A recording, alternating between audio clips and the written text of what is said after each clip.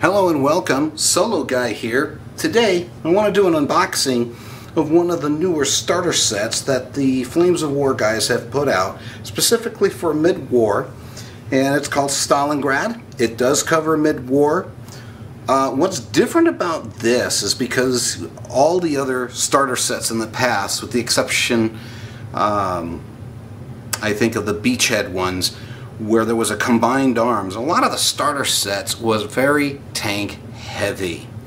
And this is the first one I've seen where the tanks are not the main players. Now there is a Kursk set which you can get, and I'm not going to get it. I've already got the pieces for it.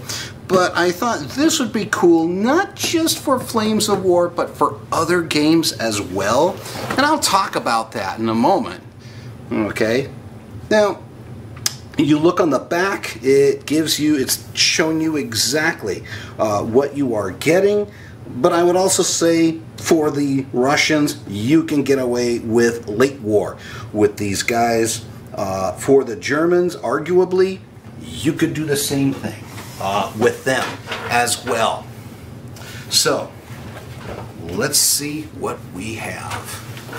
Let's go ahead, let's open up, take a look on the inside, and see where we're going. Okay.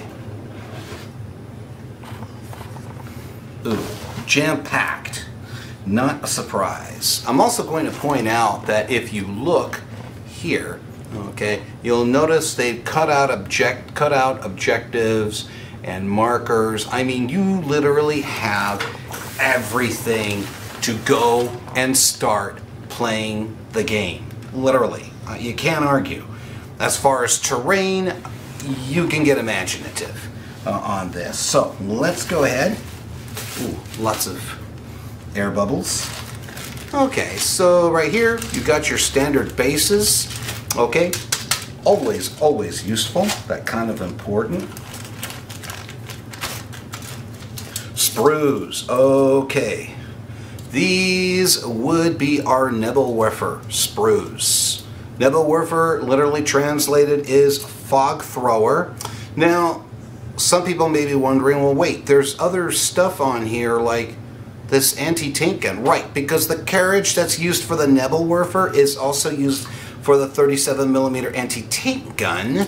And if you take a closer look, it's kind of hard with the thing here.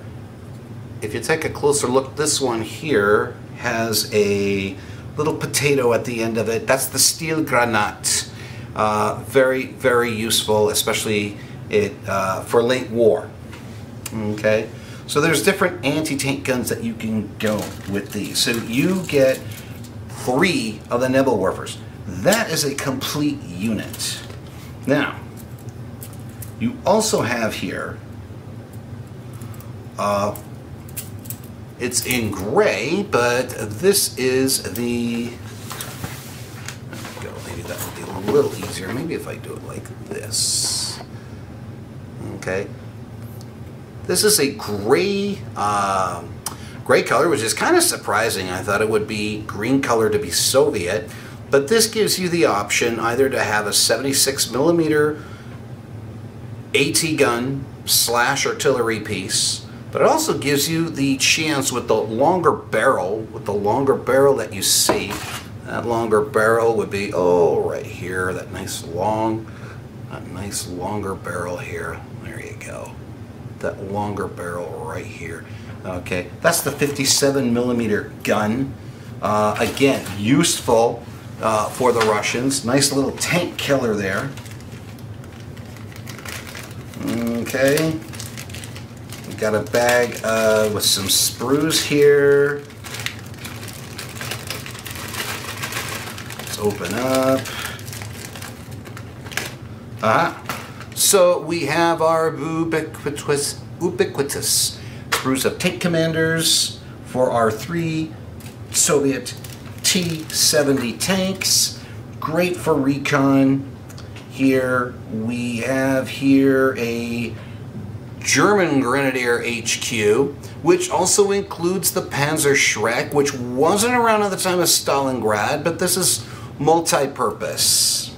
Okay, this also gives you, and it tells you specifically Soviet anti-tank crew, for example. So you can do an awful lot with this. And then this is another Soviet anti-tank crew, which matches what we have there. What other goodies do we have here? Ah, yes.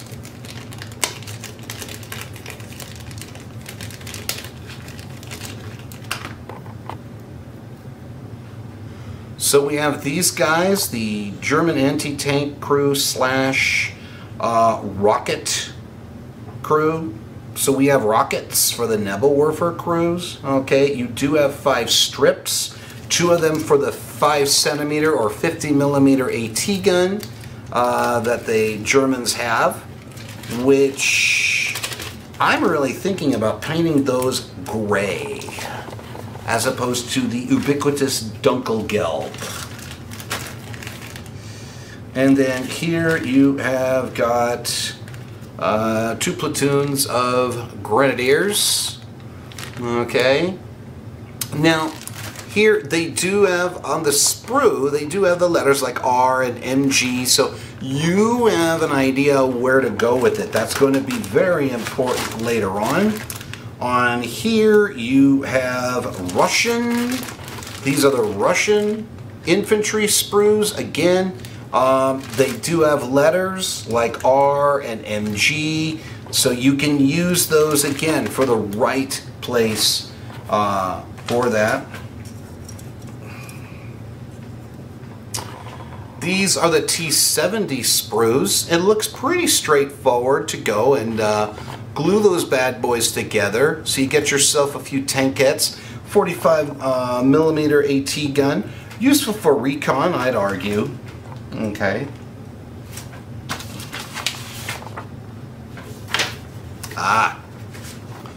This is our assembly guide.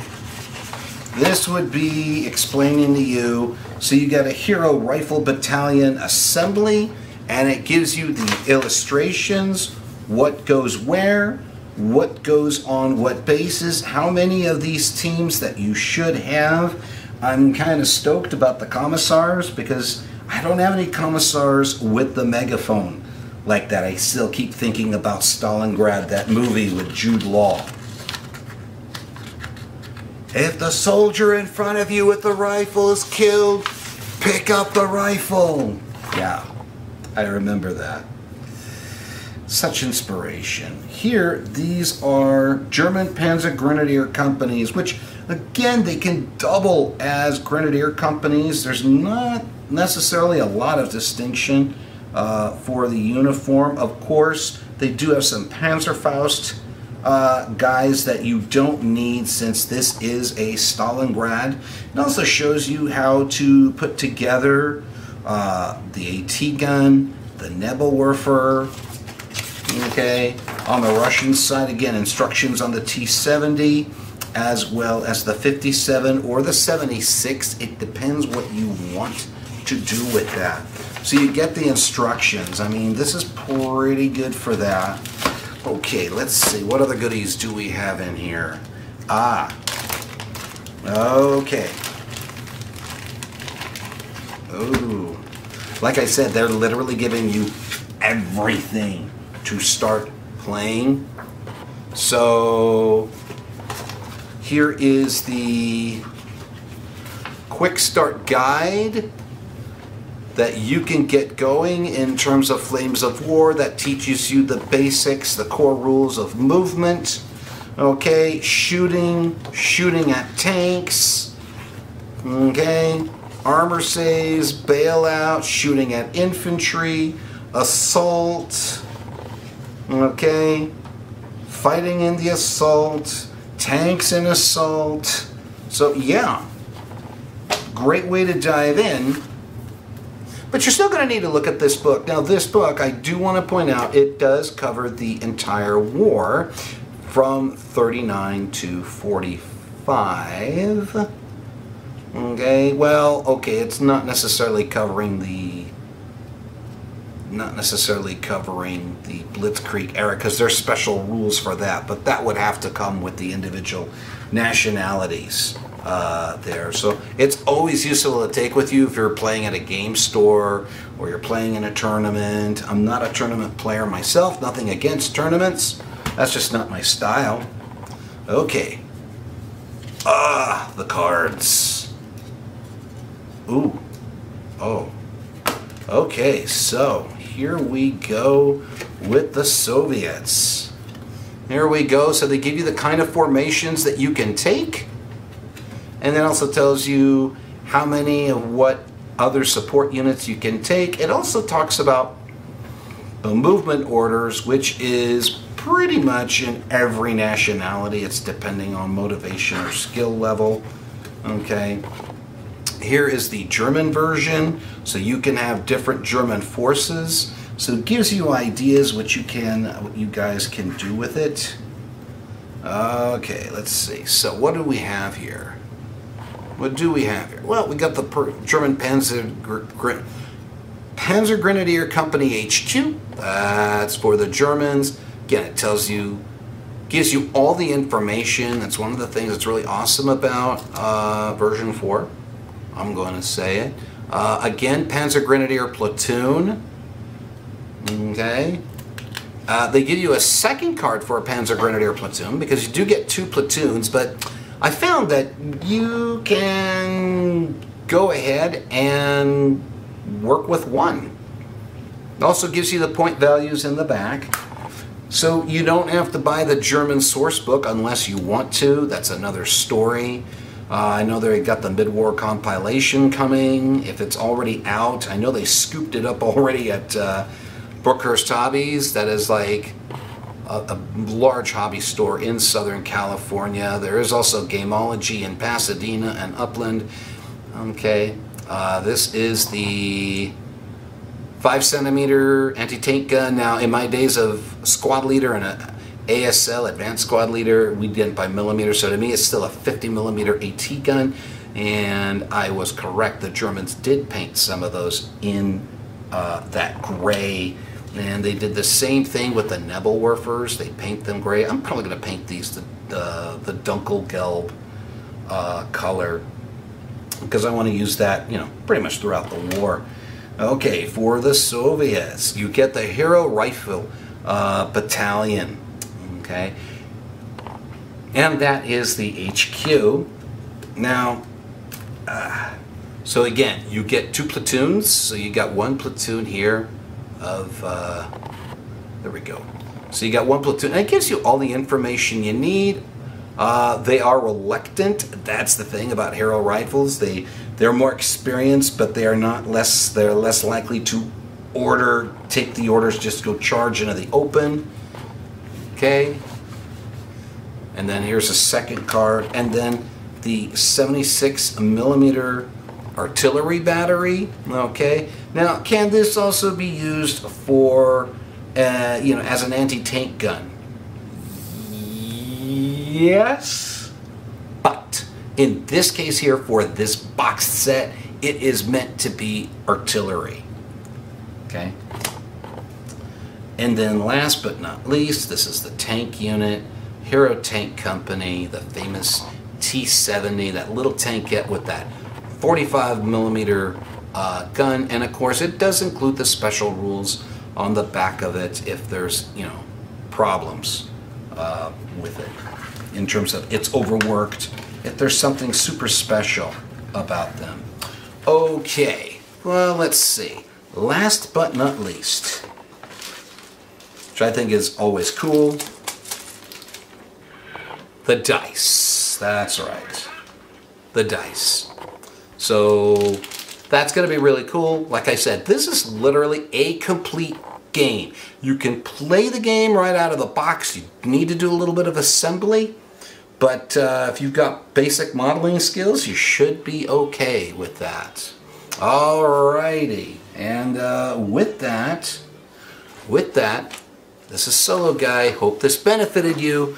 Signing off. Have a good day and God bless.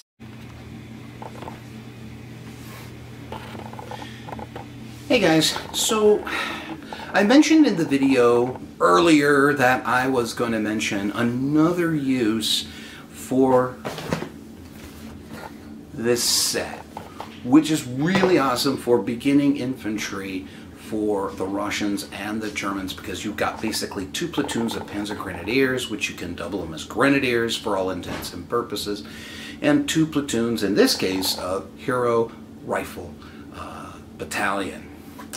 And that is, guys, I play Flames of War. I haven't played in a while, but you can use these pieces if you base them on metal washers. You can use those as individual pieces. You put your bases as magnetic.